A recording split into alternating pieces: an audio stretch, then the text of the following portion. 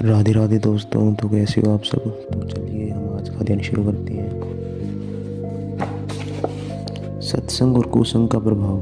सत्संग से मनुष्य में दिव्यता का विकास होता है, वह देवतुल्य बन जाता है, जबकि कुसंग मनुष्य को अधोगति की ओर ले जाकर राक्षसी स्वभाव वाला बना देता है।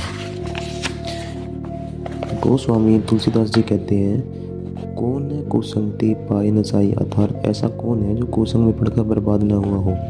कुसंग का प्रभाव इतना विनाशकारी होता है कि उसने अनेक गुणवान, शीलवान, प्रतिभाशाली बालक बालिकाओं और स्त्री पुरुषों का जीवन बर्बाद कर दिए हैं।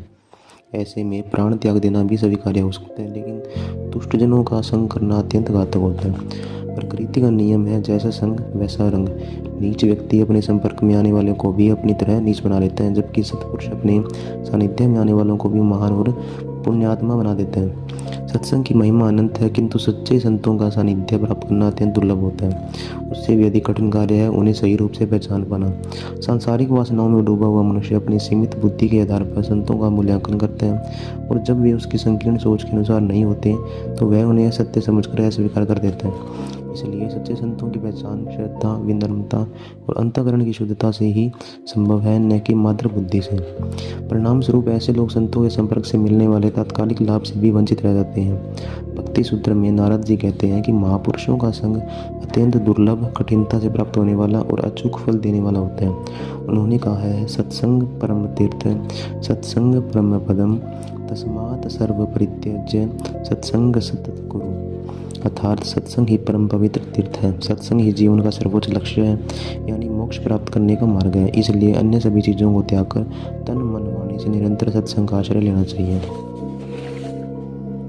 इसलिए मनुष्य को चाहिए कि वह जीवन के अन्य मोह माया को त्याग कर सच्चे संतों की संगति को सर्वोपरि माने, क्योंकि वही उसे आत्मिक शांति, ज्ञान और मुक्ति की ओर ले जाती है। सत्संग का प्रभाव और कुसंग से सावधानी। वेद, पुराण और शास्त्रों में अनेक ऐसे उदाहरण मिलते हैं जहाँ सत्संग के प्रभाव से पापी, दुष्ट और कुविचारी व्यक्ति भी संत, महात्मा और मुक्त आत्मा बन गए। जैसे पारस के स्पर्श से लोहा भी सोना बन जाता है, वैसे ही मनुष्य भी सच्चे संतों की संगति पाकर सज्जन और महान बन जाता है। सत्संग से मन का ज्ञान और अविवेक समाप्त होता है, और उसमें विवेक, ज्ञान और समझदारी का उदय होता है। इससे शारीरिक, मानसिक और आध्यात्मिक उन्नति की दशा मिलती है। व्यक्ति सांसारिक मोह माया से ऊपर उठकर जीवन मुक्तता की ओर अग्रसर होता है। साथ ही उसमें भगवत भक्ति, सेवा भावना और कर्तव्य निष्ठा दृढ़ होती है। भोग विलास की क्षण भंगुरता को समझकर उसके भीतर वैराग्य जागृत होता है। तो धन्यवाद दोस्तों। वीडियो को लाइक शेयर ज़रूर करना। आप अपने दोस्तों के पास भी वीडियो को सेंड करें।